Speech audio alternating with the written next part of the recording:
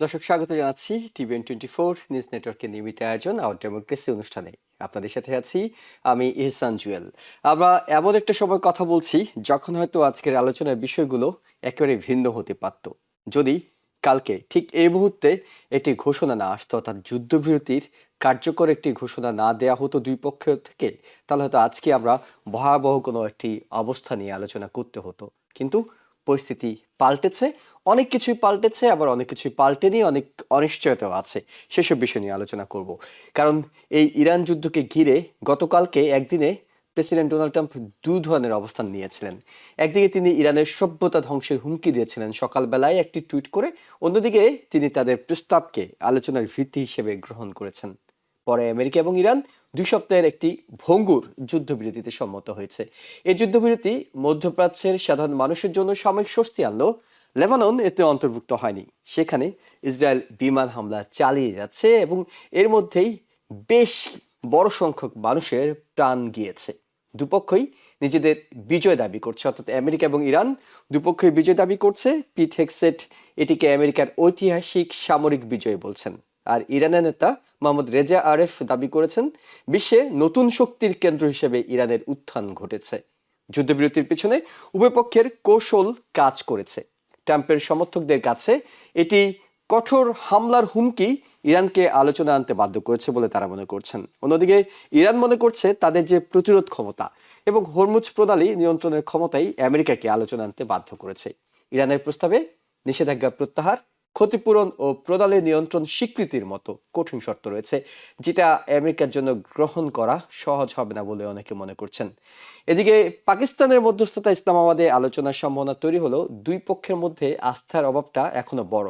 কারণ এর আগে আমরা দেখেছিলাম যে জেনেভায় আলোচনায় বেশ অগ্রগতি হচ্ছিল, কিন্তু সেই সময়টাতে আবার যুদ্ধ শুরু হয়েছে। এবং পাশাপাশি আরো কিছু বিষয় এই আলোচনা আসতে পারে, সেটি হলো যে এই সংঘাত, অর্থাৎ ইরান এবং আমেরিকার এই যুদ্ধ মধ্যপ্রাচ্যের শক্তির ভারসাম্য বদলে দিচ্ছে।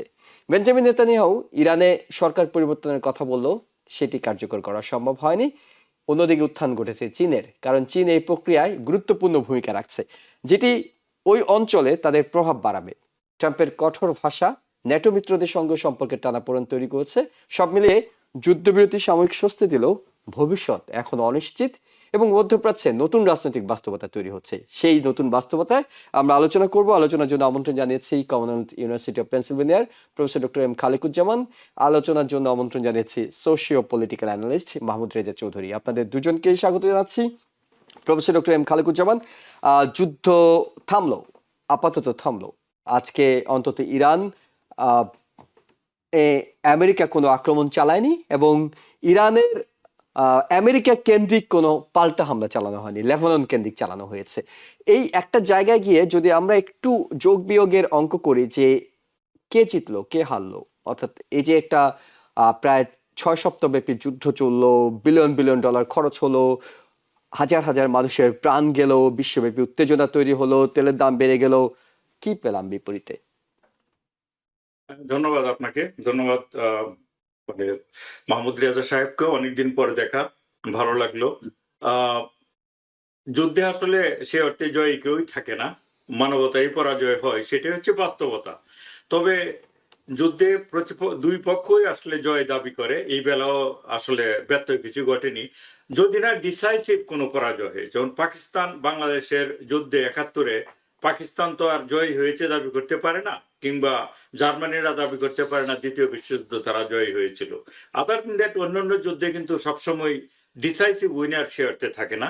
তবে এরপরেও কিছু কথা থাকে অবশ্যই, কারণ এটা তো খুব ডিপ্লোম্যাটিক কথা হয়ে গেল। আমি যেটা বললাম, হুম হুম। এটাকে যদি একটু সরাসরি চুলচারা বিশ্লেষণ করে দেখি কারা আসলে বেশি জয়ী হয়েছে, তাহলে আমি মনে করি যে জয়ের পাল্লাটা সে অর্থে যদি ধরা যায়, তাহলে ডেফিনেটলি ইরানি জয়ী হয়েছে বলে আমার মনে হয়। ইরানের পাল্লাটা এগিয়ে আছে, কারণ হচ্ছে আমেরিকা এবং ইসরায়েল যেই লক্ষ্য নিয়ে এই যুদ্ধটা শুরু করেছিল, তাতে একটা জিনিস তারা অ্যাচিভ করতে পেরেছে, ইউএস এবং ইসরায়েল, সেটা হচ্ছে তাদের যে দানবীয় সক্ষমতা ধ্বংস করা, সেটা তারা প্রমাণ করতে পেরেছে। ভৌতিক কাঠামো ধ্বংস করে ফেলার সক্ষমতা তাদের রয়েছে, এতে কারোরই কোনো সন্দেহ করার কারণ নেই।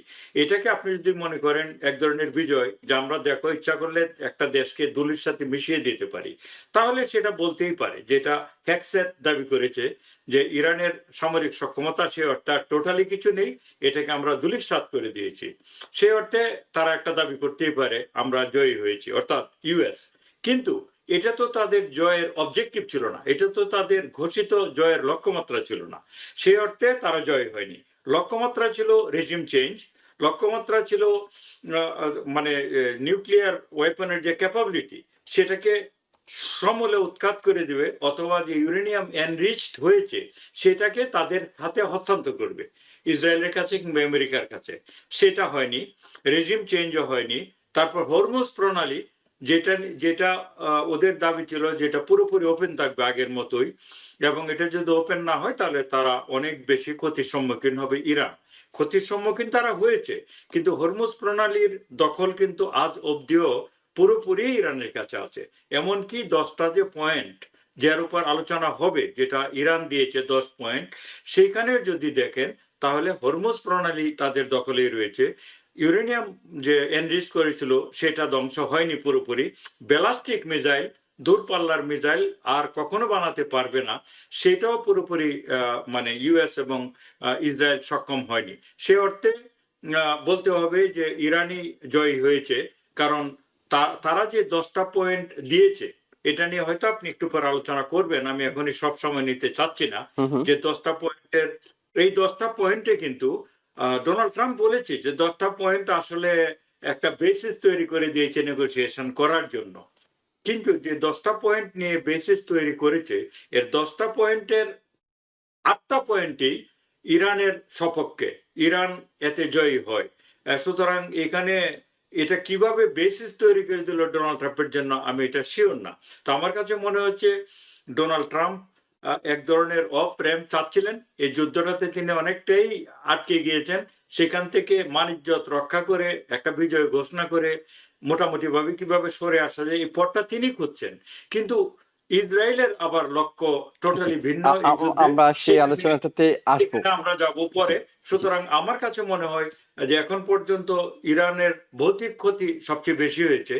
অ্যাবসলিউটলি ওরা প্রায় ধ্বংসের মুখে, যে অবকাঠামোগুলো। কিন্তু ওদের যে শক্তি, ওদের এবং যে একসাথে প্রথম মরাল, দিনের হামলা যে 50-এর বেশি নেতা, তাদের শীর্ষ নেতাদেরকে হত্যা করা হলো, সেটিও তো এক ধরনের ক্ষতি হিসেবে বিবেচনা করা যেতে সেটা পারে, কিংবা ক্ষতি, কিন্তু আমেরিকার অর্জন। সেটা পরাজয় না। সেটা ক্ষতি, যুদ্ধে তো ক্ষতি হবে, সেটা তো পরাজয় আমি বলতে পারি না। কারণ এটার পরে তো রেজিম তাদের হাতে রয়েছে, তারাই তারাই এটার মানে পুরোপুরি কন্ট্রোলে রয়েছে। সুতরাং ক্ষতি তো বটে, একটা মানুষ মরে যাওয়া ক্ষতি, কিন্তু তাতে তো তাদের দেশ বেদখল হয়ে যায়নি, ইসরায়েলের হাতেও চলে যায়নি, আমেরিকার হাতেও চলে যায়নি। সুতরাং সে অর্থে ক্ষতি, কিন্তু পরাজয় না। ওকে, মাহমুদ রেজা চৌধুরী, আপনার কাছে একটু জানি, সেটা হলো যুদ্ধবিরতি শুনলে তো সবার মধ্যে একটা স্বস্তি কাজ করে, কিংবা এক ধরনের আশার বাদ কাজ করে যে হ্যাঁ, শেষ পর্যন্ত থামলো তো কিছুদিনের জন্য হলেও। কিন্তু অনেক বিশ্লেষকরা মনে করছেন 14 দিনের এই যুদ্ধবিরতিতে একদম পুরোপুরি নির্ভর হওয়ার মতো কোনো সুযোগ নেই, কারণ তারা মনে করছেন যে কোনো সময় এটি ভেঙে যেতে পারে। কেন আশঙ্কা, মানে কোথায় আসলে অনাস্থা, অবিশ্বাস কিংবা সংশয়ের জায়গাগুলো? ধন্যবাদ জুয়েল আপনাকে। তার আগে খালেকুজ্জামান ভাই তো সবসময় খুব সুন্দর করে কথা বলেন যুক্তি দিয়ে। আমি খুব মনোযোগ সহকারে শুনি। খালেকুজ্জামান ভাইয়ের কথার পরে এই ব্যাপারে আসলে খুব বেশি একটা কিছু বলার অবকাশ থাকে না। তবে খালেক ভাইয়ের একটা কথায় আমি খুব একটা নতুন তথ্য পেলাম, পার্সপেক্টিভ পেলাম। সেটা হলো ক্ষতি আর পরাজয়। একটা হচ্ছে ক্ষতি, ক্ষতি হওয়া, আর একটা হচ্ছে পরাজয় হওয়া। আমরা অনেক সময় বৃহত্তর ক্যানভাসে পরাজয়টাকেও এক ধরনের ক্ষতি মনে করি, কিন্তু আজকে আমার ব্রেইন স্ট্রং করছে পরাজয়টা ক্ষতি নাও হতে পারে। We can discuss it in different issue. আর যেটা জুয়েল প্রশ্ন করেছেন যে এত কিছু হওয়ার পরও একটা আপনার তথাকথিত, আমি বলি এটাকে, শান্তি চুক্তি যে করা হয়েছে, শান্তি চুক্তি তো না, যুদ্ধবিরতি, এই জিনিসটার প্রতি বিশ্ববাসীর বা অনেকেরই আস্থা নাই কেন? আস্থা নাই, তার একটা কারণ হচ্ছে ডোনাল্ড ট্রাম্প নিজে, দ্বিতীয় কারণ হচ্ছে ডোনাল্ড ট্রাম্পের প্রশাসন, তৃতীয় কারণ হচ্ছে আসলে এই যুদ্ধর যে সূত্রপাত, যে কারণকে নিয়ে তার কোন মানে নিকট কোনো সলিউশন তৈরি হয় নাই এই কিছুদিনের যুদ্ধবিরতির মাধ্যমে। ডোনাল্ড ট্রাম্পকে কেউ বিশ্বাস করে না, এক কথা। এবং তার নিজের প্রশাসন অনেকে বিশ্বাস করে না, মার্কিন যুক্তরাষ্ট্রের অনেক বড় বড় বিশ্লেষকরাও বিশ্বাস করে না, এবং অনেক প্রাক্তন জেনারেলরাও বিশ্বাস করে না, কেউ করে না।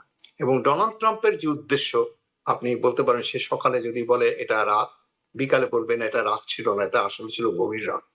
তারপরে সে প্রতি মুহূর্তেই কথা চেঞ্জ করে, টুইট করে। অতএব তাকে প্রতি আস্থা রাখাটা তার একটা স্ট্র্যাটেজিক কারণ। সে হয়তো ভাবছে আপাতত দেশের ভেতরে, দেশের বাইরে এই যুদ্ধ নিয়ে তার সমালোচনা বাড়ছেই, এবং কারো সে সমর্থন পাচ্ছে না। এমনকি তার যে বন্ধু বলে সে মনে করতো ন্যাটো, সেই ন্যাটোরও সমর্থন পাচ্ছে না, ইংল্যান্ডেরও সমর্থন পাচ্ছে না। ওই মুহূর্তে উনি একটু নিঃশ্বাস নিতে চাচ্ছেন। আপনি যখন কোনো রেসে যান, অনেক সময় দেখা গেল আপনি যদি খুব দ্রুত দৌড়ান, একটা পর্যায়ে আপনার কিন্তু দৌড়ের গতিটা কমে যায়, কারণ আপনার একটু রেস্ট নেওয়া দরকার। কারণ আপনার পিছনে তো দেখছেন যে সবাই পিছনেই আছে, আমি একা সামনে আছি, অতএব একটু রেস্ট নেই। অনেকটা খরগোশ আর কচ্ছপের গল্পের মতোই। তো এইটা হচ্ছে সেরকম যে আপনার ডোনাল্ড ট্রাম্প এখন উনি খরগোশের ভূমিকায় না গিয়ে পড়ছেন। উনি ভাবছে এত দৌড়ালো তো, এখন একটু দেখছেন যে কচ্ছপ তো পিছনেই আছে, অতএব আমি একটু দম নেই।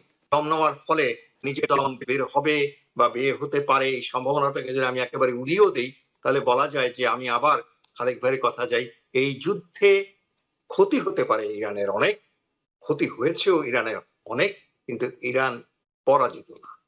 ইরান এই যুদ্ধে তার এত কিছুর পরেও পৃথিবীর সর্বোচ্চ শক্তিশালী সামরিক দিক থেকে যুক্তরাষ্ট্র এবং তার দোসর ইসরায়েলের ভয়াবহ আক্রমণে, আপনার তাদের যে আক্রমণের যে মূল সূত্র, উপর থেকে আক্রমণ করা, সরাসরি মাঠে যুদ্ধ করে না বা পদাতিক যুদ্ধের মাধ্যমে না, উপর থেকে তারা আক্রমণ করে যেভাবে আপনার ইরানকে বিধ্বস্ত করেছে, এটা ইরানের জন্য ক্ষতি। কিন্তু পরাজয় না, এই কারণেই বলতে চাচ্ছি যে পরাজয় হওয়ার জন্য যে সমস্ত জিনিস প্রয়োজন, বেসিক্যালি সারেন্ডার করা, ইরান সেটা সারেন্ডার করবে না। দ্বিতীয় হচ্ছে যে ইরানের কিন্তু রেজিম চেঞ্জ হয় নাই, অতএব ইরানের মানসিক শক্তিটা অনেক কিন্তু বেড়েছে। আর তৃতীয় হচ্ছে বর্তমান যুদ্ধটা বেসিক্যালি কিন্তু অস্ত্রের দ্বারা হলেও এটার মূল কারণ থেকে ইকোনমিক্যালি কিন্তু ইরান যুক্তরাষ্ট্র সহ অন্যান্য অনেকগুলো দেশকে এবং মধ্যপ্রাচ্যের অনেকগুলো দেশকে একটা ওয়াইল ক্রাইসিসের মুখে নিয়ে গেছে। এই ক্রাইসিসটা অর্থনৈতিকভাবে আমেরিকাকে অনেক ভোগাবে, আমেরিকার উপর অনেক চাপ সৃষ্টি করবে, অথবা আমেরিকার যারা দোসর অ্যালাইন আছে তাদের উপর চাপ সৃষ্টি করবে। জি। সেই চাপ সৃষ্টি করাটাই কিন্তু আপনার এক অর্থে ইরানের জয়, ইরানের আপনার ক্ষতি না। সেটা হচ্ছে ইরান পরাজিত না। ইরানের ক্ষতি হয়তো আভ্যন্তরীণ ভাবে হয়েছে, কিন্তু ইরান জাতিগতভাবে, ইরান নীতিগতভাবে ক্ষতিগ্রস্ত হয়নি। এটা হচ্ছে প্রথম পার্ট। দ্বিতীয় জি। পার্ট কথা শোনার পর হয়তো আরো বলা যাবে। ধন্যবাদ। জি। অর্থাৎ আমরা কিছুটা জয় পরাজয়ের মানে পাটিগণিত বীজগণিতের হিসাব না হলেও জ্যামিতিক কিছু হিসাব হয়তো আমরা অ্যানালাইজ করতে পারছি। প্রফেসর ডক্টর এম খালেকুজ্জামান, আপনার কাছে একটু আসি। সেটি হলো যে আপনি বলছিলেন যে ইরানের 10 পয়েন্ট, ইরান শান্তির জন্য যে কিংবা যুদ্ধবিরতির জন্য যে 10 পয়েন্ট দিয়েছে সেটা, এবং আমেরিকারও শর্ত আছে, অর্থাৎ দুপক্ষই ইসলামাবাদে বসতে যাচ্ছে। এর আগে তো আমরা আমেরিকা এবং ইরানের আলোচনা বেশ কয়েক দফা দেখেছি। নতুন করে কি এমন ঘটবে যে এবার একটু সমঝে, এবার একটু নত হয়ে, এবার একটু নরম হয়ে আপোষ করে দুপক্ষ কথা বলবে, কিংবা এই যুদ্ধবিরতিটাকে কার্যকর রাখার চেষ্টা করবে? কেন করবে, কিংবা দুই পক্ষেরই যুক্তিকতা আসলে কোথায়? জি, আসলে এটা যে ফলপ্রসূ আলোচনা হবে এ ব্যাপারে আমি কিন্তু 100% মোটেও ইয়ে না আরকি, মানে কনভিন্সড না যে শুক্রবারের পরে যে আলোচনাটা হবে হুম, হুম। সেটার দুই পার্টিরই বিভিন্ন ধরনের কি বলে এক ধরনের হিসাব নিকাশ রয়েছে কেন তারা যুদ্ধবিরতিতে এগ্রি করলো। কিন্তু এটা যে ফলপ্রসূ হবে এই ব্যাপারে আমি খুব বেশি মানে আশাবাদী। আশাবাদী না। এর কারণ হলো যেটা একটু আগে ওই যে রেজা ভাই আলোচনা করলো যে আমেরিকা আসলে পার্টনার হিসাবে, আলোচনার পার্টনার হিসাবে মোটেও অ্যাকসেপ্টেবল না, মোটেও গ্রহণযোগ্য না, মোটেও বিশ্বাসযোগ্য কেউ না। এটা হচ্ছে প্রধান সমস্যা। আর ২ নম্বর সমস্যা আমি দেখি এখানে হচ্ছে তাদের যে আমেরিকার এই যুদ্ধে যে লেজুর অথবা তার যে পার্টনার যে ইসরায়েল, ইসরায়েলের কিন্তু টোটালি একটা রোগ একটা আর কি একটা পার্টি। তারা খুবই কি করবে, কি করতে চায় এটা তারা কারো কথা মেনে করে, এমনকি আমেরিকার কথাও মেনে করে বলে আমার মনে হয় না। সুতরাং ইসরায়েল কিন্তু এই আলোচনাটাতে সেইভাবে পার্টি না, এবং তারা যে পার্টি না এটা দেখিয়ে দেওয়ার জন্য আজকে দেখুন ওরা লেবাননে যে ধ্বংসযজ্ঞটা চালালো, সেটা কিন্তু এক ধরনের একটা ইঙ্গিত যে ইসরায়েল ব্যাপারটাতে হ্যাপি না, আপনার তাই না? আলোচনার সুবিধার জন্য আমরা যদি একটু শুনি জি যে জি জি মানে আমেরিকা কি বলছে। আমেরিকা বলছে না, চুক্তি তো আসলে হয়েছে আমেরিকা এবং ইরানের যুদ্ধ বন্ধের বিষয়ে, লেবাননে হামলার বিষয়ে ইসরায়েলের সাথে কোনো চুক্তি হয়নি, যেটি আজকে জেডি ভ্যান্স এবং লেভিট বলছিলেন, অর্থাৎ প্রেস সেক্রেটারি দুজনের ছোট্ট করে বক্তব্যটা শুনি যে আমেরিকাও মনে জি করছে না জি লেবাননের যুদ্ধ তো বন্ধ হওয়ার বিষয়ে চুক্তি হয়নি। I think the Iranians thought that the ceasefire included Lebanon, and it just didn't. We never made that promise. We never indicated that was going to be the case. What we said is that the ceasefire would be focused on Iran, and the ceasefire would be focused on America's allies, both Israel and the Gulf Arab states. Now, that said, the Israelis, as I understand it, again, I'm supposed to get a fuller report when I get on the plane, have actually offered to be, frankly, to check themselves a little bit in Lebanon because they want to make sure that our negotiation is successful. Lebanon is not part of the ceasefire. That has been relayed to all parties involved in the ceasefire. As you know, Prime Minister Netanyahu put out a statement last night in support of the ceasefire, in support of the United States' efforts, and he's also assured the president they'll continue to be a helpful partner throughout the course of the next 2 weeks. জি, professor doctor M Khalequzzaman, Iran যে 10 point দিয়েছে যতদূর জানি সেখানে লেবাননের যুদ্ধ বন্ধের বিষয়টিও কিন্তু আছে, অর্থাৎ লেবাননে হামলা বন্ধের বিষয়টিও আছে। তাহলে ওদের 9 কোথায় নম্বর দাঁড়ানো? দাবি, 9 জি, নম্বর দাবিটাই হ্যাঁ, হচ্ছে যে সমস্ত অঞ্চলে আঞ্চলিক যতগুলি যুদ্ধ চলছে, প্রক্সি আছে, হুম, সেগুলিও বন্ধ করতে হবে। সেটা হচ্ছে মানে এই যে পরিষ্কার লেখা আছে withdrawal of US combat forces from the region. তারপরে হচ্ছে সরি এই যে ওদের একটা মানে 9 নম্বর দাবিটা রয়েছে এখানে, একটা দাবি আছে আর কি যে cessation of war on all fronts, 10 number দাবি sorry, including against heroic Islamic Republic of Lebanon. এটা হচ্ছে ওদের 10 নম্বর দাবি। জি, অর্থাৎ ইরান এটা বলেছে, এটা এটা একই ধরলাম যে ইরান বলেও নাই, কিন্তু পাকিস্তান তো ঘোষণা করেছে। এই যে শাহবাজ শরীফ যখন টুইট করলো তখন সেখানে পরিষ্কার বলেছে যে এই যুদ্ধটা লেবানন ইনক্লুডেড, মানে এই সিজফায়ারটা। হুম, আর হুম, এটা হুম, যদি নাও হয়, আপনি খেয়াল করেছেন জেডি ভ্যান্স একটু আগে কি বললো, জেডি ভ্যান্স বলেছে হ্যাঁ এটা লেবানন আমাদের আলোচনার অংশ ছিল না, কিন্তু ইসরায়েল লেবাননের ব্যাপারে একটু সমঝে থাকবে, একটু রয়েস হয়ে থাকবে, একটু পিছু টান দিবে বলে আমাদের ধারণা ছিল, এবং অথবা এরকম একটা কথা দিয়েছিল। এটা গেল 2 নম্বর কথা। আচ্ছা, হুম, জেডি ভ্যান্স বলছে যে ইসরায়েল জানতো যে লেবাননের ব্যাপারে তাদের একটু সমঝে চলা উচিত। আর 10 নম্বর যে দাবি 10টা এর মধ্যে তো পরিষ্কার লেখাই আছে এটা থাকতে হবে। আর 3 নম্বর তো বললাম শাহবাজ শরীফ নিজেও উল্লেখ করেছে লিখিতভাবে যে লেবানন ইনক্লুডেড। 4 নম্বর পয়েন্ট আমার হচ্ছে শেষ কথা, যে আমরা যদি সিরিয়াস হই সব ব্যাপারে যে এলাকার যুদ্ধ থামা উচিত পুরো অঞ্চলে, তাহলে রুট কজ আমাদের ফেরত যেতে হবে। সেটা হচ্ছে যে দ্বিরাষ্ট্রিক যে সমাধান, হ্যাঁ এটার জন্যই তো এত সমস্যা যে প্যালেস্টাইন এবং ইসরায়েলের মানে দুইটা রাষ্ট্র প্রতিষ্ঠা করা এবং শান্তিপূর্ণ সহাবস্থান। তো সেটার জন্যই তো হিজবুল্লাহ, সেটার জন্যই হামাস, সেটার জন্যই তো হুতি এবং অন্যান্য যে প্রক্সিস। এবং তো ইরান, সেটাও এবং নিঃসন্দেহে ইরান তাদেরকে, সেটার জন্যই ইরান রাইট রাইট তাদেরকে পেট্রোনাইজ করে সবসময়। প্যাট্রোনাইজ করে। তাহলে সেই ব্যাপারে যদি আমরা সিরিয়াস হই যে আপাতত শুধু যুদ্ধটা থামাবো না, ইরান চাচ্ছে পার্মানেন্টলি যুদ্ধটা থামাতে, এ কথাটা উল্লেখ আছে, হুম, তাহলে তো আপনার যে প্রক্সি যারা আছে তাদেরকে নিয়েই পুরো যুদ্ধটাকে একটা যুদ্ধবিরতিতে আসতে হবে। সুতরাং সব মিলিয়ে আমার কাছে মনে হচ্ছে যে ইসরায়েল এখনো তাদের অভীষ্ট লক্ষ্য থেকে সরে আসেনি, অর্থাৎ তারা ধ্বংসযজ্ঞ যতটা পারে চালিয়ে যাবে, এবং সেই সেই হিসাবে ইরানও রিটালিয়েট করবে, এবং আজকে করেছেও। তারা সৌদি আরবের যে পাইপলাইন সেখানে আক্রমণ করেছে, কুয়েত আক্রমণ করেছে, ইউএইতে আক্রমণ করেছে, ওমান আক্রমণ করেছে। তাহলে যেটা আমি বললাম, এটা আনলেস এন্ড আনটিল ইসরায়েল ও এই ব্যাপারে সম্মত না হয় যে যুদ্ধবিরতিটা প্রয়োজন, ততক্ষণ পর্যন্ত শান্তি আলোচনাটা শান্তিপূর্ণভাবে এগিয়ে যাওয়া খুব দুষ্কর হয়ে যাবে। তাহলে কে করবেন, মানে বিড়ালের গলায় ঘন্টাটা বাঁধবেন কে, ইসরায়েলকে সম্মত করবেন কে? আমেরিকাকে বাঁধতে হবে। বিড়াল এখানে কেউ নাই, এখানে আসলে এটাকে ইঁদুরের মতো ইসরায়েল। হুম, বিড়াল তো অনেক বড়, বাঘেরই মাসি। তারা টোটালি ডিপেন্ডেন্ট অন ইউএস। তারা যদি সত্যি মিন করে বিজনেস ইউএস, তাহলে বলতে পারে you better stop it and we are going to withdraw our support. 5 মিনিটে বন্ধ হয়ে যাবে। আপনি বললেন বিড়ালের গলায় হুম, কে ঘন্টা বাঁধবে, হুম, বরং বিড়ালের ঘন্টা বাঁধতে ইউএস রাজি না। আমরা এইভাবে দেখে আসছি 75 বছর যাবত।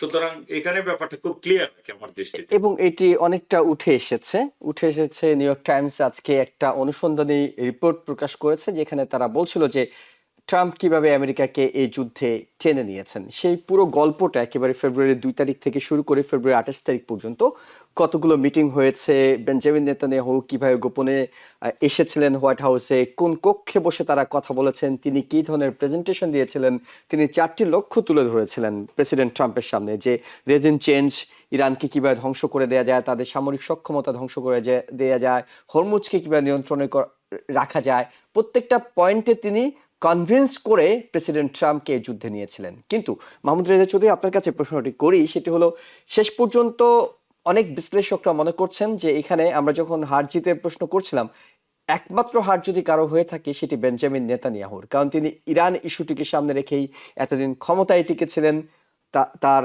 ইসরায়েলকে উদ্দীপ্ত করেছেন, আমেরিকাকে নানাভাবে উস্কানি দিয়েছেন। এখন যদি সেটিখানে সমাধান হয়ে যায় কোনো কারণে, তাহলে তিনি চরম হার মেনেছেন বলে ধরে নেওয়া হবে।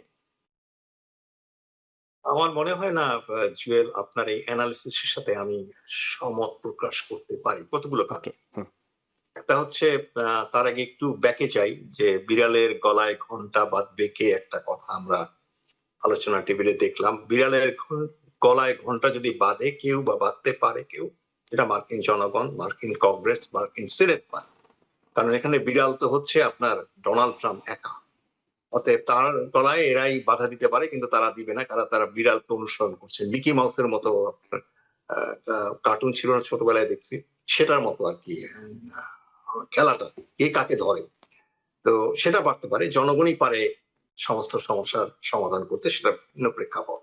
আরেকটা প্রেক্ষাপট যেটা হচ্ছে যে আপনার কাইন্ডলি জুয়েল প্রশ্নটা যদি আবার একটু করতেন। জি, নেতানিয়াহু কি হেরে গেলেন রাজনৈতিকভাবে, সামরিকভাবে তিনি হেরে গেলেন কিনা? হেরে গেলেন কিনা নেতানিয়াহু, আমার মনে হয় না তিনি হার কোনটাকে বলে বা জিত কোনটাকে বলে সেই সম্পর্কে তার কোনো ধারণা আছে, বা সেরকম কোনো ধারণাকে সে হোল্ড করে অথবা কালচার করে।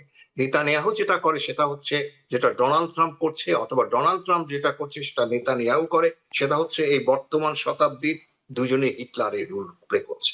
মানে আমি একাই রাজা, নেতানিয়াহু মনে করছেন উনি একা রাজা, আবার ডোনাল্ড ট্রাম্প মনে করছেন তিনি একা রাজা। ডোনাল্ড ট্রাম্পকেও নেতানিয়াহু কনভিন্স করতে পারে না, আবার ডোনাল্ড ট্রাম্প ও নেতানিয়াহুকে কনভিন্স করে, নেতানিয়াহু ডোনাল্ড ট্রাম্পকে কনভিন্স করতে পারে না। এরা সবার আগে কনভিন্স করে নিজেদের ইগোকে, যে এখানে আমি এবং আমি এই অঞ্চলে সর্বশ্রেষ্ঠ হব, এখানে আমি যেটা বলবো সেটা। এবং নেতানিয়াহুর কিন্তু মূল লক্ষ্য একেবারে শুরু থেকে শুধু ইরান না, নেতানিয়াহুর লক্ষ্য হচ্ছে তার চারপাশে কোনো মুসলিম স্টেট বা কোনো মুসলিম শাসন বা কোনো মুসলিম শাসক থাকতে পারবে না, পিরিয়ড। উনি এটাকে মাটির সাথে ধুলায় মিটিয়ে দিতে চাচ্ছেন, কারণ তারা মনে করে এখানে কিন্তু একটা রিলিজিয়ান একটা আপনার প্রবলেমও আছে। এরা মনে করতেছে যে মুসলমানরা হচ্ছে সবচেয়ে বড় সমস্যা, অতএব এদের বাচ্চা থেকে আরম্ভ করে বুড়া পর্যন্ত সব ধ্বংস করে ফেলে। কারণ নেতানিয়াহুর ইচ্ছা, নেতানিয়াহুকে আপনি দেখবেন ওনাকে যদি আপনি অ্যানালিসিস করেন, ওনার ছবি দিয়ে, ওনার কথাবার্তা, ওনার বডি ল্যাঙ্গুয়েজ দিয়ে, উনি দেখবেন যে উনি খুবই সূক্ষ্মভাবে তার ভেতরে যে একটা চরমতর একটা প্রতিহিংসার আগুন জ্বলছে, এটা কিন্তু তার চোখে মুখে তার বডি ল্যাঙ্গুয়েজে বোঝা যায়। বুঝতে হলে আপনাকে তাকে একটু মাইনরিটি দেখতে হবে, শুধু বর্তমান নেতানিয়াহুকে দেখলে হবে না, আপনি তার ব্যাকগ্রাউন্ডটাকে, ইতিহাসটাকে বিশ্লেষণ করতে হবে। যেমন তার উত্থান রাজনীতিতে এবং সে এখন পর্যন্ত ক্ষমতায় আছে, তার বিষয়ে আপনি দেখবেন তার মূল উদ্দেশ্য হচ্ছে এই আশেপাশে কোনো মুসলিম শাসন বা কোনো মুসলিম দেশ থাকতে পারবে না, এটা তার মূল উদ্দেশ্য। এর জন্য সে আমেরিকাকে পাশে নেয়, আমেরিকায় উস্কায়, এবং আমেরিকারও এবং ইসরায়েলের দুটোই কমন শত্রু হচ্ছে মুসলিম স্টেট গুলা। এবং এইখানে এই যুদ্ধটার ব্যাপারে যদি এদের কোনো শিক্ষা যদি অর্জিত হয় বা শিক্ষা যদি তারা পেয়ে থাকে, দুজনের একজনকে বলতে হয় না, তবু বলছি বাধ্য হয়ে, তারা অনেক কথাই বলে, কিন্তু দুজনের একজনকে এলিমিনেট হতে হবে, রাজনীতি থেকে, রাষ্ট্র থেকে, ইতিহাস থেকে। অনেকে বলে এদের নাম ইতিহাসে লেখা থাকবে, ইতিহাসে তো আপনার মুসলিনের নামও আছে, হিটলারের নামও আছে, ইতিহাসে নমরুদের নামও আছে, অনেকের নাম আছে, এই হিসেবে কাটা বড় কথা না। বড় বিষয়টা হচ্ছে এরা মানব জাতির শত্রু, মানব সভ্যতার শত্রু, ইতিহাসের শত্রু এবং চরমতম শত্রু। এই শত্রুকে নিধন করতে আরেকটা ব্যাপার দরকার, সেটা হচ্ছে যে যাদেরকে নেতানিয়াহু এবং আপনার ডোনাল্ড ট্রাম্প শত্রু মনে করছে, তাদের একতা, মুসলিম বিশ্বে কোনো একতা নাই। সেই মুসলিম বিশ্বের একতার অভাবে, তাদের ইকর অভাবে তাদের ইউনিটির অভাবে, তাদের বিশ্বাসের অভাবে আজকে তারা মার খাচ্ছে, আগামী তো মার এই ব্যাপারে এবং আগামী মোটামুটি 10, 20, 50 বছর হয়তো সেটি সম্ভব হবে না, আপনি যেটি বলছিলেন। কারণ হলো এবার তো ইরানের ইস্যুতে দেখলাম কিভাবে মুসলিম বিশ্বগুলোই তার শত্রু দেশে পরিণত হয়েছে, তার সাথে শত্রুতা করেছে সৌদি, ইনক্লুডিং সৌদি আরব কিভাবে কাজ করেছে। অ্যাবসলিউটলি। অতএব জয় তাদের হবে আপাতত, অন্ততপক্ষে আমার জীবিতকালে। এখন আপনার জীবিতকালে হয়তো আপনি দেখতে পারেন সমস্যাটা সমাধান হয়েছে, কিন্তু আমি মনে করি না আমার জীবিতকালে এই ধরনের একটা সমস্যার সমাধান, যেখানে আমাদের মধ্যে কোনো একতাই নাই। আপনি united we stand, divided we fall, এটা আমাদের অনেক পুরনো দিনের কথা। Is Muslim country is the united in their own, I mean in their interest for the Muslim nation? No, they are not united. Arab is not a Muslim country. Dubai is not a Muslim country. Yemen is not a Muslim country. They are using যেহেতু মুসলমান ঘরে জন্মগ্রহণ করছে, কয়েকজন মুসলমান বেশি আছে, অতএব তারা ইসলাম করে। Islam and Muslim is two different things. তাই মনে করি যে আমাদের মধ্যে যদি একতা না আসে এবং ঐক্য না আসে, সততা না আসে এবং কমিটমেন্ট না আসে, তাহলে Muslim বিশ্ব, the Muslim world may eliminate from or by they are against enemies. Professor doctor M Khalequzzaman, আপনার কাছে একটু জানি, সেটা হলো যে যুদ্ধ থেমে গেল, বিশেষ করে আমরা এখনো জানি যে হিরোশিমা নাগাসাকির মতো জায়গায় যে ঘটনাগুলো ঘটেছে তা এখনো ভোগাচ্ছে, অঞ্চলকে ভোগাচ্ছে, নানা ধরনের বিষয়গুলোতে ভোগাচ্ছে। আমি সেই রাসায়নিক প্রতিক্রিয়ার কথা বলছি না, অর্থনৈতিক প্রতিক্রিয়ার কথা বলছি। ইরান আমেরিকার যে যুদ্ধটি আপাতত 14 দিনের জন্য থামলো, এটি অর্থনৈতিক যে সংকট তৈরি করেছে, পুরো বিশ্ব জুড়ে যে অস্থিরতা তৈরি করেছে, এটি কতদিন নাগাদ ভোগাতে পারে বলে আপনার কাছে আশঙ্কা? আমার কাছে এই তথ্যটা পুরোপুরি জানা ছিল থাকতো। যে কতদিন যদি বলেন সেটা বলা কঠিন। তবে এটা যে দীর্ঘমেয়াদী একটা সমস্যা হবে এতে আমার মিনিমাম কোনো সন্দেহ নেই। কারণ হচ্ছে দেখুন যে ইরানের যে যুদ্ধটা হলো, এটা ঢেউটা গিয়ে লেগেছে পুরোপুরি সারা পৃথিবীতে, বিশেষ করে বাংলাদেশ পর্যন্ত। বাংলাদেশ আমরা কিভাবে সাফার করছি, যেহেতু আমরা সবাই বাংলাদেশ থেকে। আপনি দেখছেন যে গাড়ির যে লাইন, তারপর কয়েকদিন পরে যে ইলেকট্রিসিটির যে সংকট তৈরি হবে, আমাদের বড় মৌসুম আসতেছে, সেখানে যে সারের সংকট হবে, ডিজেলের সংকট হবে, সেটা দিয়ে শুরু করি। তার ইন্ডিয়া আমাদের প্রতিবেশী রাষ্ট্র, তাদের যে রান্নার গ্যাসের যে সমস্যা, তার ইউরোপে যেভাবে হচ্ছে আপনার ইউরোপের মতো একটা ধনী অঞ্চল, সেখানে যারা এনার্জি এবং ইকোনমি যেভাবে সাফার করছে, আমেরিকা সর্বশেষ, আমেরিকাতে যদি সেই ঢেউটা আর একটু বেশি লাগতো তাহলে আমি আরো বেশি খুশি হতাম। কারণ তাহলে বরং যুদ্ধটা তাড়াতাড়ি থামার এক ধরনের কারণ তৈরি হতো। দেখুন আমেরিকাতে আমাদের ক্ষতিটা কিন্তু খুবই মিনিমাল হচ্ছে যুদ্ধটাতে। কারণ কয়েক টাকা বেশি আমি গ্যাস স্টেশনে গিয়ে দেই কিংবা গ্রোসারি স্টোরে গিয়ে দেই। এটা যদি ভৌতিক ক্ষতি হতো আমেরিকাতে, তাহলে দেখতেন যে যুদ্ধ তাড়াতাড়ি জনগণের মত তাড়াতাড়ি পরিবর্তন হতো। আমেরিকাই এটার গোড়াতে, যুদ্ধটার পিছনে, অথচ তারাই আমার দৃষ্টিতে সবচেয়ে কম ক্ষতিগ্রস্ত হচ্ছে। কারণ এটা শুধু একটা অর্থনৈতিক সামান্য ক্ষতি। আমেরিকানরা তো মেজরিটি লোক এটা অ্যাফোর্ড করতে পারে। $3 গ্যাস আমি $4 দিয়ে কিনলাম কয়েকদিন, কি হবে? আমার যুদ্ধকালীন অবস্থায় $200 বেশি লাগলো আমার। Why do eye care? হ্যাঁ, তো এই জন্য এটা হচ্ছে দুঃখজনক আর কি ব্যাপারটা, আমি যেটা বলতে চাচ্ছি। এই ক্ষতিটা যদি আমেরিকাতে বাংলাদেশের মতো হতো, গ্যাস লাইনে দাঁড়িয়ে থাকতে হতো 1 মাইল, তাহলে ওরা শিক্ষাটা হতো উচিত শিক্ষা সারা জীবনের জন্য। সেটা আনফর্চুনেটলি হয়নি। তবে আরেকটা যেটা বললেন, কতদিন চলবে এই ঢেউটা কিন্তু মিনিমাম 5 থেকে 10 বছর চলবে। এর কারণ হচ্ছে, কথাটা আমি আন্দাজে বলি নাই, আপনি দেখুন যে কাতারের যে পাইপলাইন এবং রিফাইনারি, কুয়েতের পাইপলাইন, রিফাইনারি যেগুলি ধ্বংস হয়েছে, সেগুলি ধ্বংস হওয়ার পরপরই এগুলির এক ধরনের প্রাক্কলন এসছে, যেগুলিকে আবার রিপেয়ার করতে, আবার পুরো দমে ফাংশনাল করতে 5 থেকে 10 বছর সময় লেগে যাবে।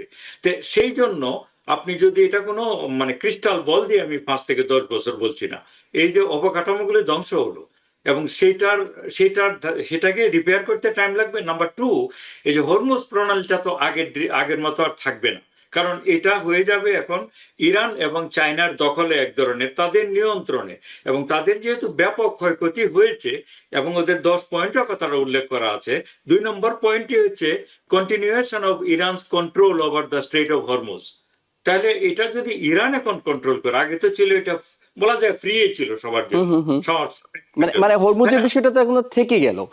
এটা তো ইরান এখনো বলেনি যে আমি ছাড়বো, কিংবা ইরানকে সম্মত করা সম্ভব হয়নি যে সবার জন্য উন্মুক্ত এটি। প্রতিটা জাহাজের জন্য ইরান বলছে $1 থেকে $2 মিলিয়ন করে তাদের কর দিতে হবে। তাহলে এই করটা তো আলটিমেটলি আপনার পৃথিবীর মানুষের ঘাড়ে গিয়ে পড়বে, মানে এটা কি তাই না? শুধুমাত্র যারা শত্রু দেশ তাদের জন্য, নাকি যারা বন্ধু দেশ তারাও দিতে হবে? ওরা এবারে যে ওরা বলছে যে আমাদেরকে দিতে হবে, একে তো হচ্ছে কোঅর্ডিনেট করে যেতে হবে এর সাথে, আর্মির সাথে, হ্যাঁ। ইরান আর্মির সাথে। তো এইটা ইরান লেজিটিমেট ওয়েতে এটার দখলটা নিছে, আমি ধরে নিলাম, কিন্তু এর যে রিপারকেশনটা, এর যে প্রভাবটা, সেটা থেকে পৃথিবীর অর্থনীতিতে আবারও পড়বে। কারণ এগুলির জন্য যে মানুষকে বাড়তি টাকা গুনতে হবে, যদি শান্তিও এখানে প্রতিষ্ঠিত হয়, ইরান তো তাদের যে রেপারেশন, তাদের যে ক্ষতিপূরণ করার জন্য এটা একটা দাবি হিসাবে রেখেছে যে হরমুজের পুরোপুরি নিয়ন্ত্রণ তাদের হাতে থাকবে। তাদের হাতে শুধু ফিজিক্যালি না, অর্থনৈতিক ভাবেও তারা এটাকে করবে। এবং আরেকটা রিপোর্ট দেখা যায় চায়না এতে অংশ হবে, কারণ ইরান যদি একা এটাকে সামাল না দিতে পারে, চাইনিজরা তো ব্যবসায়ী লোক, তারা বলছে যে আমরা এটাকে আর কি কন্ট্রোল করবো এখান থেকে। এইখান থেকে যে ইকোনমিক যে একটা রিপারকাশন হবে, ইকোনমিক যে একটা ইম্প্যাক্ট হবে 90% দুনিয়াতে, তেল তো ওরাই নিয়ে থাকে, হরমুজ দিয়ে ওরাই যে নিয়ে তেলটা থাকে। যায়, ওরাই সেক্ষেত্রে নিয়ে থাকে, ওরা ইন্ডিয়াও নেই, তারপর সাউথ কোরিয়া নেই, জাপান নেই। তো প্রত্যেকের অর্থনৈতিক ক্ষতিটা কন্টিনিউ করতেই থাকবে। সারের যে দামটা, সব মিলিয়ে যুদ্ধ যদি আজকে থেমে যায় সত্যি সত্যি, তারপরেও অর্থনৈতিক অভিঘাতটা আরো কমপক্ষে 5 থেকে 10 বছর ধরে চলতে থাকবে। এবং সবচেয়ে বড় কথা হলো যে যতদিন পর্যন্ত মানুষ এই আস্থাটা না পাবে যে যুদ্ধটা বন্ধ হয়েছে, আবার শুরু হবে না, কালকে শুরু হবে না, পরশু শুরু হবে না, ওই প্রণালী দিয়ে তো একদিনেই কোনো একটি জাহাজ পুরোপুরি চলে যাবে না।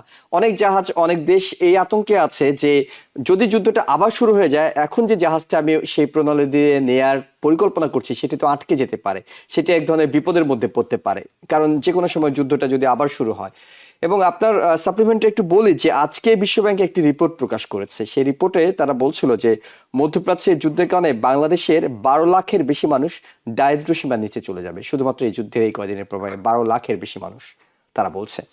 যাক, আমি একটু মাহমুদ রেজা চৌধুরী আপনার কাছে আসি। সেটি হলো যে যুদ্ধে আমরা অনেককে অর্থনৈতিকভাবে ক্ষতিগ্রস্ত হতে দেখলাম, অনেকের হয়তো অস্ত্র, মিসাইল, অনেক যুদ্ধাস্ত্র খরচ হয়েছে, মানুষের প্রাণ গিয়েছে, কিন্তু আবার উত্থান দেখলাম পাকিস্তানের। তারা কূটনৈতিকভাবে পৃথিবীতে এই মুহূর্তে সবচেয়ে আলোচিত যুদ্ধ, আমরা যদি রাশিয়া ইউক্রেন ইসরায়েল প্যালেস্তাইনের যুদ্ধের চেয়েও বড় যুদ্ধ বলে থাকি, সেই যুদ্ধটা তারা থামিয়ে দিতে পারলো।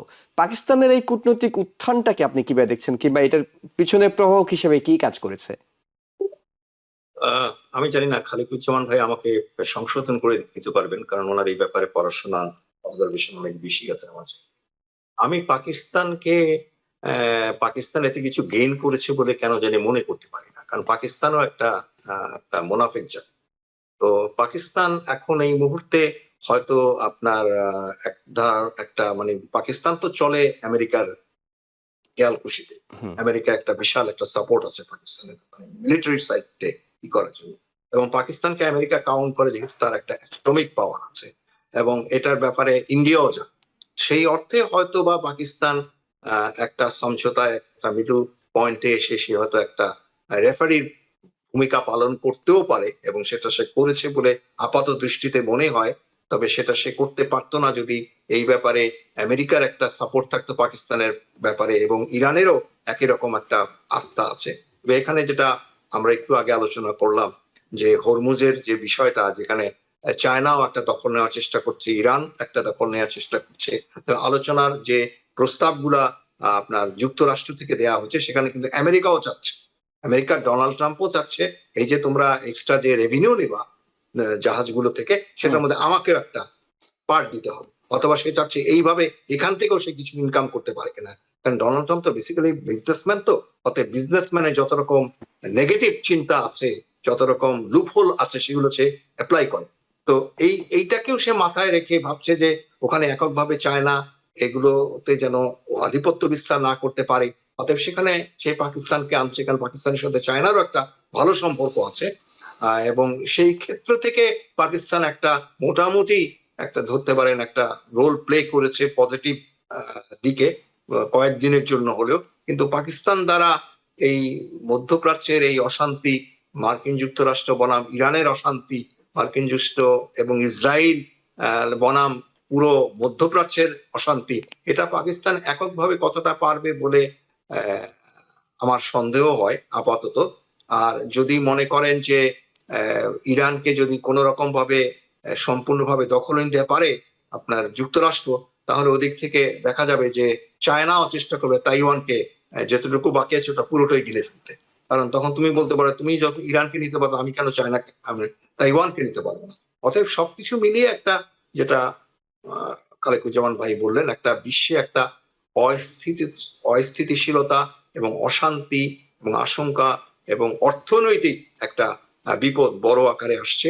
এবং এটার থেকে আমরা যেহেতু সবাই বাংলাদেশের, আমরা নিজেদেরকে রক্ষা করতে পারবো বলে, বা নিজেদের, যেটা আপনি বলেছেন ওয়ার্ল্ড ব্যাংকের রিপোর্ট, সেই সমস্ত থেকে আমরা মনে করতে পারি এই ওয়েভটা আমাদের বাংলাদেশে যেতে খুব বেশি সময় লাগবে না, এবং এর ফলে বাংলাদেশের রাজনীতিরও একটা বড় পরিবর্তন হওয়ার সম্ভাবনা আছে।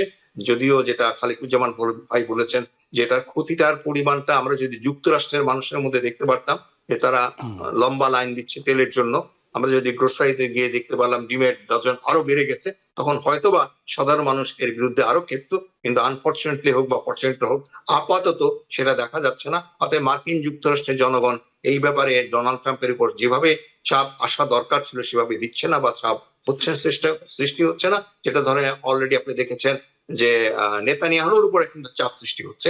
তাকে কিছুদিন আগে সেখানে একটা মিটিং এ আক্রমণ করা হয়েছিল। অতএব সেই চাপগুলো কিন্তু যুক্তরাষ্ট্রে না আসা পর্যন্ত যুক্তরাষ্ট্র কিন্তু ওই আই এম দ্য গ্রেটেস্ট, এবং পৃথিবীতে এরকম আর জীবনে কখনো হয় নাই, আমরা যেভাবে জয়ী হয়েছি, এই ধরনের আপনার বুলশিট এবং এই ধরনের আপনার কি বলে পলিটিক্যাল রেটনিক আরো আমরা শুনতে পারবো। অতএব সেই অর্থে মনে করি যে পাকিস্তানের পর কেন জানি আমি ব্যক্তিগতভাবে কোনো আস্থা রাখতে পারি না যে বিশ্ব শান্তি বজায়, অথবা ইরান মার্কিন যুক্তরাষ্ট্র এবং ইরান মার্কিন যুক্তরাষ্ট্র এবং ইহুদি ইসরায়েল মিলে যে আক্রমণগুলো হচ্ছে, এর কোনো সমাধানে পাকিস্তান তেমন কোনো ভূমিকা রাখতে পারবে। জি, প্রেসিডেন্ট খালেকুজ্জামান, আপনি যদি পাকিস্তান ইস্যুতে কিছু যোগ করতে চান, কিন্তু মূল যে প্রশ্নটি আপনার কাছে করতে চাই সেটা হলো, যেই কথাটি বলছিলেন দেশের মানুষ যদি সাফার করতো, আমরা ইউএস সেনেটে দেখলাম যে ডেমোক্রেটিক পার্টি আবার একটা রেজলিউশন আনার পরিকল্পনা করছে, যে যাতে ইরান ইস্যুতে প্রেসিডেন্ট ট্রাম্পের ক্ষমতাটাকে নিয়ন্ত্রণ করা যায়। এটি এর আগে আমরা দেখেছি ফেস্তে গিয়েছে। আগামীবার যেটি করতে যাচ্ছে সেখানে কি আদৌ কোনো প্রভাব পড়বে? কারণ অনেক রিপাবলিকানদেরকে তো আমরা দেখছিলাম যে তারাও কথা বলতে শুরু করেছিলেন, বিশেষ করে সভ্যতা ধ্বংস কিংবা অন্যান্য তার যে লাস্ট টুইটগুলো ছিল সেগুলোর বিরুদ্ধে কয়েকজন কথা বলেছেন অন্তত। এটি কোনো প্রভাব তৈরি করতে পারবে কিনা, নাকি এটি জাস্ট একটি বিল হিসেবেই থেকে যাবে? জি, ধন্যবাদ।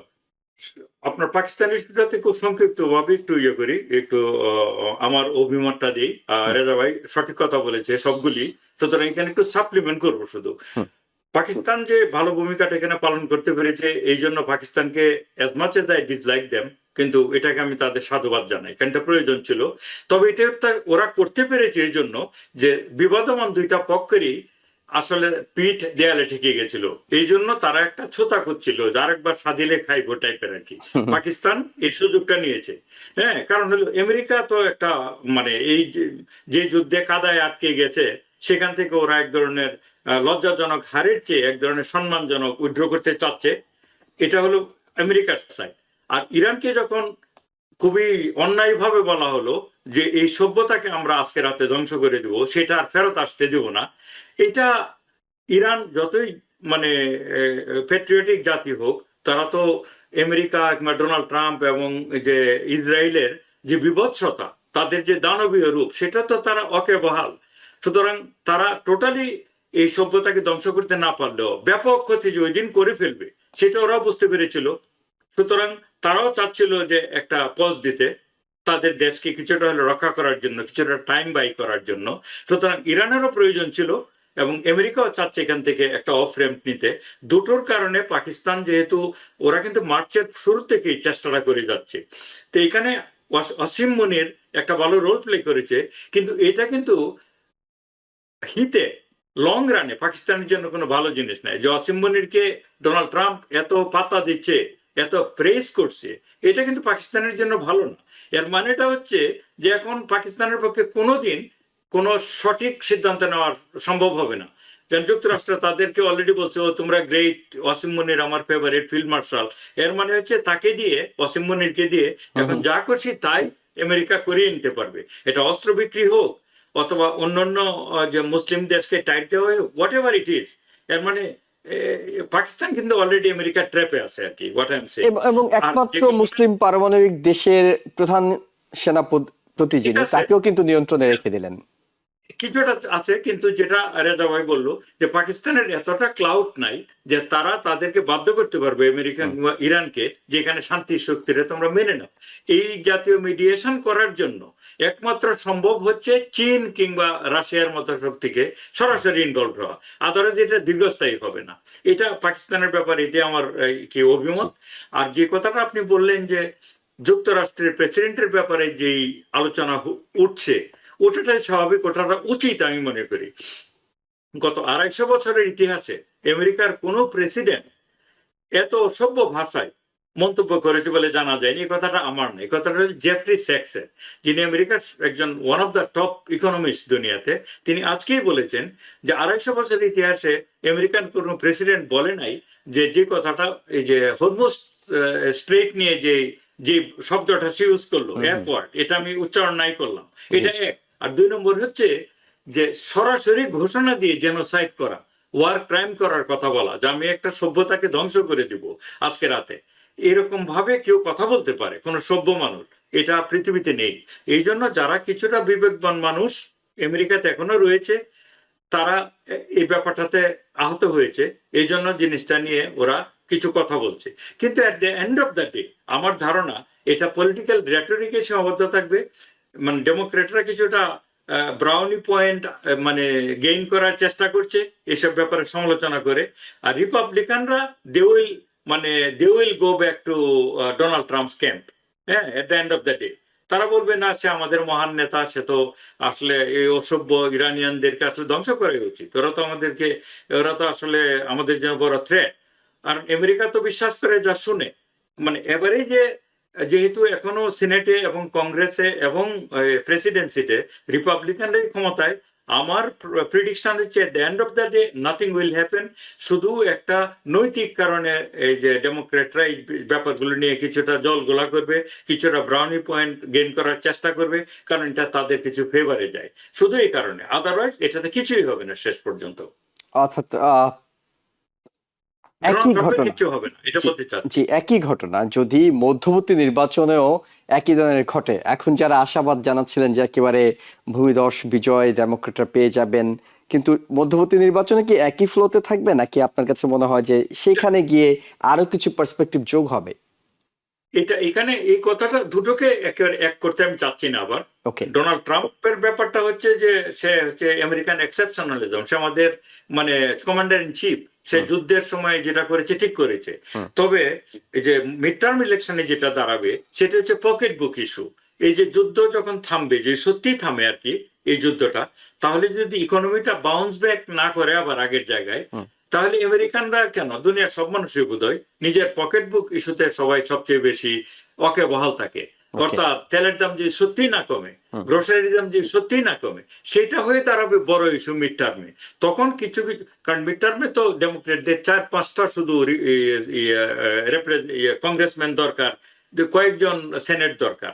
তো সেইখানে কিন্তু হাওয়ার পাল মানে পালের হাওয়াটা ঘুরেও যেতে পারে, আমি এখনো শিওর না। তবে এটা ঘুরতে হলে ইকোনমিক যে ইয়েটা আর কি রিকভারিটা, সেটা যে স্লো ডাউন হয়ে যায়, তাহলেই শুধু ডেমোক্রেটদের চান্স আছে।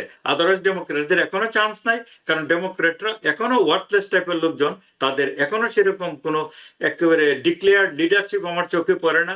তারা যে ইমপ্রেসিভ কোনো লিডারশিপ আছে এটা আমার চোখে পড়ে না, সুতরাং তাদের ব্যাপারে আমি খুব বেশি ইমপ্রেস না। জি, মোহাম্মদ রেজা চৌধুরী, একেবারে 1 মিনিটে আমরা সময় নিই। সেটা হলো যে মধ্যবর্তী নির্বাচনে কি ইরান যুদ্ধের কোনো প্রভাব থাকবে, নাকি তখন লোকাল ইস্যুগুলোই মূল গুরুত্বের জায়গায় চলে আসবে? আমি খালেক ভাইয়ের সাথে একমত, যেটাকে উনি পকেট ইস্যু টার্মিনোলজিতে নিয়ে গেছেন। ইয়েস, পকেট ইস্যু হিসাবে আমেরিকার এই নির্বাচন তো আমেরিকার নিজের দেশের লোকরা কিন্তু বাইরে কি হলো, মানে আম জনতা যেটাকে আমরা বলি, they don't care that much. আমরা যেমন বাইরে কি হলো ওটা নিয়ে বেশি মাতামাতি করি, এখানকার লোকরা সেটা করে না। সেই পকেট ইস্যুতে যদি আমেরিকার অর্থনীতি যদি ভালো অবস্থায় থাকে, তাহলে আপনার চান্সেস খুব লিম যে আপনার ডেমোক্রেট এবং ইরান ইস্যু দিয়ে ডেমোক্রেটরা জয়ী হবে। যদি জয়ী হয়, তাদের মেজর ইস্যু থাকবে what they would like to do economic ডেভেলপমেন্টে এবং সোশ্যাল ইমপ্রুভমেন্টে। আই মিন হেলথ ইমপ্রুভমেন্টে আপনার ডেমোক্রেটরা কি করতে পারে সেটার উপর নির্ভর করবে মিড টার্ম ইলেকশনের রেজাল্টের 75%। ধন্যবাদ। অনেক ধন্যবাদ প্রফেসর ডক্টর এম খালেকুজ্জামান এবং মোহাম্মদ রেজা চৌধুরী, আপনাদের মূল্যবান মতামত এবং সময়ের জন্য, এবং একই সঙ্গে দর্শক যারা দেখছিলেন সবাইকে ধন্যবাদ জানাচ্ছি। আমরা ধারাবাহিকভাবে প্রতিদিনের আওয়ার ডেমোক্রেসি অনুষ্ঠানে চেষ্টা করব ইরান আমেরিকা যুদ্ধের পরবর্তী যে ধাপগুলো কিংবা পরবর্তী যে আপডেটগুলো সেগুলো আপনাদের জানানোর। আমাদের সঙ্গে থাকার জন্য আবারও ধন্যবাদ জানিয়ে শেষ করছি। ভালো থাকবেন। TBN 24 টেলিভিশন দেখতে আজই কল করুন 7187776556। লগ ইন করুন www.totalcablebd.com। নিউ ইয়র্ক থেকে সম্প্রচারিত TBN 24 টেলিভিশন বিশ্বজুড়ে বাঙালির কণ্ঠস্বর।